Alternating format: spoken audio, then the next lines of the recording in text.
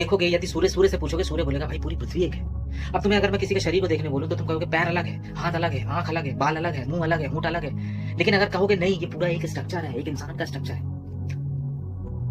मैं कहूँगा ये वैभव जी बैठे हैं। अब वैभव जी तो क्या है? वैभव जी तो पूरा जोड़ है ना। एक गाड़ी होती है, गाड़ी में टायर भी होता है, सब कुछ होता है, गाड़ी पूर्ण होती है। तो ऐसे ये पूर्ण है। ये पृथ्वी भी मिली हुई, ये सब आपस में मिक्स है। बस तुम्हारी देखने की नजर जो है वो मन के द्वारा अलग अलग देख रही है, जबकि है ये एक ही। ये मत समझना कि शनि अलग बैठा हुआ है, बृहस्पति अलग बैठा हुआ है। तुम्हारे पूरे शरीर में ये सब ने मिलके ही तुम्हारे शरीर की रचना की है। तुम्हारे शरीर में हर एक चीज का तत्व मौजूद है। शनि का भी मौजूद है, सूर्य का भी मौजूद है, बुद्ध का भी मौजूद है। हर एक जगह अपनी अपनी जगह पे बैठ के अपना काम कर रहे हैं। लेकिन जब तुम उनकी ऊर्जा को अपने भाव शरीर के माध्यम से गंदी कर देते हो तो वही जो ग्रह है वो ऊंच का हो जाता है, नीच का हो जाता है, खराब हो जाता है, बेकार हो जाता है, सत्यानाश हो जाता है। इसीलिए हमारे पंडितों ने इस चीज को बहुत ज्यादा भ्रामकता में और फैला दिया, डरा दिया, घबरा दिया। क्योंकि जब वो तुम्हारे पास्ट के बारे में बताते हैं तो तुम घबरा जाते हो। इसीलिए जो हमारे पूर्वज थे, ऋषि मुनि थे, जो महान लोग थे, उन्होंने यह मंत्रों की रचना की कि उन्होंने बोला कि ठीक है तुम मंत्र करो। कि मंत्र क्या करते हैं?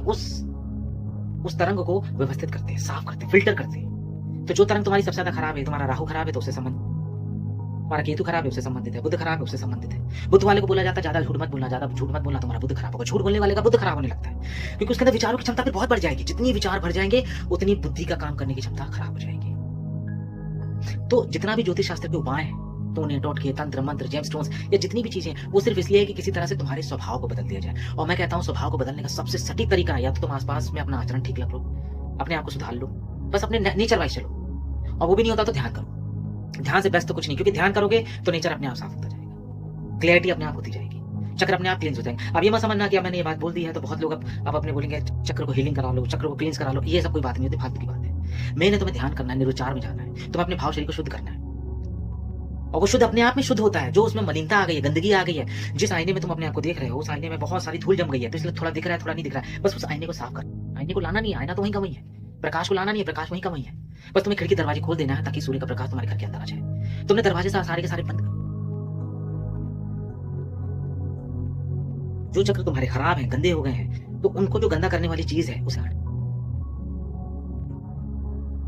देखना, जिस इंसान को नहीं सुधरना उसको चाहे तुम जेम्स पहना दो, चाहे टोने टोटके करा दो, कुछ भी करा दो, वो नहीं सुधर। ये उतना प्रभावशाली काम नहीं करते जितना प्रभावशाली तुम्हारा ध्यान काम करेगा, तुम्हारा आचरण काम करेगा। तुम बस निर्विचार होने की कोशिश करो। बस एक ही काम करो, एक ही लक्ष्य बना लो कि मुझे किसी भी हाल में शरीर से दूर होना है, निर्विचार भाव में होना है। और ध्यान में तुमसे 1 घंटे के लिए नहीं बोलता करने को। यदि तुम 10-15 मिनट भी कर ले, लेकिन अगर कर सकते हो तो 24 घंटे करो। ध्यान तुम ही हो, उस फिल्टर होने की जरूरत है। जैसे तुम पानी हमेशा फिल्टर करके पीते हो, तो ध्यान तो तुम्हारी जिंदगी की मूलभूत आवश्यकता है, जरूरत है। जितने भी तुमने कर्मों को लाया उसको काटोगे कैसे? वो ध्यान से ही कटेंगे। इसलिए जो तुम्हारे ज्योतिष शास्त्री हैं या जो भी बाबा पंडित लोग हैं, तो वो कहीं ना कहीं इधर से एक माध्यम निकालते हैं। अब उन्हें पता होता है कि तुम्हारा भविष्य में यहाँ कहीं कुछ बुरा होने वाला है, लेकिन वो जानते हैं वो बुरा होगा नहीं। तो वो तुमसे कहेंगे देखो तुम्हारे साथ ये विपत्ति आ सकती है, ऐसा होगा, तुम्हें बचना है तो पूजा करा लो, ये करा लो, वो करा लो, फलाना करा लो, हमसे करा लो या कहीं और से करा लो। अब वो उनका अपना अपना अलग तरीका है, टेक्निक है। जिस इंसान को पैसे का बहुत लोभ होगा तो वो तुम्हें पैसे का दिखाएगा नहीं, कह रहा नहीं मुझसे मत कराओ, कहीं भी करा लो, क्योंकि उसे पता है तुम बाद में सोचोगे देखो ये पैसा नहीं मांग रहा था, इसी से करवा लो। लेकिन कोई और पूजा करेगा तुम पे कैसे प्रभाव पड़ेगा? जरा सोचो, अपनी बुद्धि में दिमाग लगाओ। वो इतनी त्वरता से नहीं करेगा। चलो मान लो अगर कोई अपनी मंत्रों की शक्ति से तुम्हारे मंत्र में थोड़ी स्पंदन डाल भी दे, तो भी सोचो क्या अपने लिए जो काम तुम खुद कर सकते हो, जितने अच्छे से कर सकते हो, क्या वो दूसरा तुम्हारे लिए उतना अच्छे से कर सकता है? जरा सोचो, अगर तुम्हें साफ कपड़े पहनने की आदत है, बहुत साफ, तो जितना अच्छा साफ तुम खुद कर लोगे उतना दूसरा नहीं कर सकता। तुम्हें स्वस्थ खाना खाने की अच्छी आदत है, अच्छा खाना खाने की आदत है, तो जितना अच्छा तुम उसको खा के या बना के या जो भी चीज कर सकते हो, या तुम्हें पता है कि मुझे स्वस्थ खाना खाना है, एडल्ट्रेट, तो जितनी अच्छी सब्जी तुम अपने लिए ढूंढ के लाओगे वो उतना एक रेस्टोरेंट वाला नहीं लाएगा। वो तो कैसी भी गोभी उठा के ले आएगा, लेकिन तुम जाओगे अच्छी ताजी, अच्छी फूली हुई, बिल्कुल जो तुम्हें लगेगा कि हाँ ये मिलावटी नहीं है, वही गोभी लाके खाओगे ना। तो अपने बारे में जितना अच्छा तुम स्वयं सोच सकते हो वो दूसरा नहीं सोच सकता, दूसरा पंडित नहीं सोच सकता, पुजारी नहीं सोच सकता, एस्ट्रोलॉजर नहीं सोच सकता, ये लोग कहीं से भी नहीं सोच सकते। अपने बारे में सबसे अच्छा तुम स्वयं सोच सकते हो, अपने लिए सबसे अच्छा तुम स्वयं कर सकते हो। और ये नहीं होता है कि अगर उस ज्योतिष शास्त्र में वो सारी चीजें लिख दी गई हैं तो वो होंगी। क्यों? क्योंकि प्रतिपल तुम्हारे सेल्स बदलते हैं, तुम्हारी हाथ की रेखाएं बदलती है, प्रतिपल बदलती है।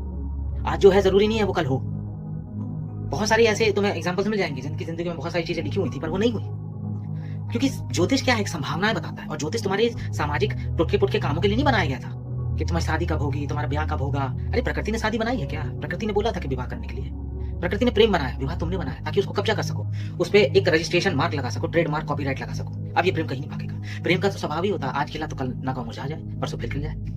तो ट्रेडमार्क तुमने बनाया, समाज ने बनाया। तो जितनी भी सामाजिक चीजों को तुमने ज्योतिष को क्या किया? समाज से जोड़ दिया। तुमने बोला कि ऐश्वर्य चाहिए। ऐश्वर्य का मतलब क्या होता है? जिसके पास सुख होगा, जिसके पास पैसा होगा, धन होगा, वही ऐश्वर्यशाली होगा। तुमने उसको ऐश्वर्य से जोड़ दिया। लेकिन वहां ज्योतिष जो है वो धन की बात नहीं कर रहा, वो ऐश्वर्य की बात कर रहा है। ऐश्वर्य का मतलब क्या है? जो मौज में रहता है, मस्ती में रहता है, खुश रहता है, जिसके पास जरूरत की सारी चीजें हैं, पर्याप्त है, जो संतुष्ट है अपनी इच्छाओं से। तो हम सोचते हैं कि इच्छाओं से संतुष्ट कौन होगा? जिसके पास धन होगा, जिसके पास पद होगा, मान होगी, प्रतिष्ठा होगी, तो उसी को तो हम समझते हैं ना। ये सामाजिक ढांचे के हिसाब से समझते हैं। लेकिन ऐश्वर्य एस्ट्रोलॉजी में अलग नाम से है, संपत्ति एस्ट्रोलॉजी में अलग नाम से है।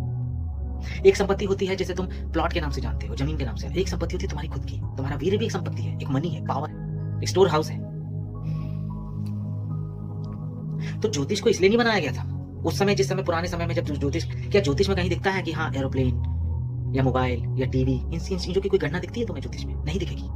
क्या पुराने जमाने में जब जिस समय ज्योतिष का आविष्कार हुआ होगा, जिस समय, क्या उन्होंने ऐसी कोई व्यवस्थाएं लिखी है? सीधा सीधा हवाई जहाज, जेट एयरलाइनर, हो सकता है उन्होंने उड़ने के बारे में बताया, हो सकता है उन्होंने बोला होगा कोई यंत्र का आविष्कार होगा जो एक दूसरे को सुन सकते हैं। ये सब भावना है। पृथ्वी की भी अपनी संभावना है, ब्रह्मांड की भी अपनी संभावना है, पृथ्वी के भी अपने ग्रह हैं, वो भी ग्रहों से आच्छादित होता रहता है, वो भी हिलता डुलता रहता है। तभी तो तुम भी हिलता डुलते रहते हो। तुम अपने आप में एक पृथ्वी हो, ये देश अपने आप में एक पृथ्वी है, महाद्वीप अपने आप में पृथ्वी है, और ये सारा संसार, पूरा ब्रह्मांड भी अपने आप में पृथ्वी है। तो पृथ्वी की भी अपनी चेतना है, उसकी भी इच्छा, उसकी भी अपनी परम चेतना है, उसकी भी अपनी सोच है, उसका भी अपना चेतन है, चेतन मन है।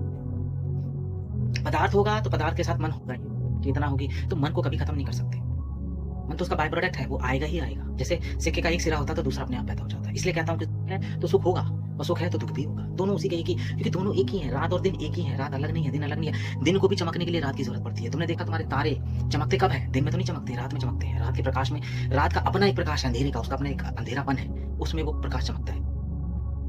प्रकाश को भी अंधेरे की जरूरत पड़ती है, तो दोनों अलग नहीं है, एक ही है। लेकिन तुम्हें दिखाई अलग देते, तुम्हें दिखाया अलग गया है। भगवान के पास इतना टाइम नहीं पड़ा है कि आके तुम्हें बार बार हर एक युग में आके समझाता फिरे। लेकिन फिर भी उसकी करुणा है। कभी कभी कोई एक फूल खिल जाता है तुम्हें समझाने के लिए, बताने के लिए कि तुम नाहक परेशान हो रहे हो, नाहक जिंदगी को अपने बर्बाद कर रहे हो, नाहक तुम इधर उधर की भर्सनाओं में पड़े हुए हो, कुछ नहीं मिलने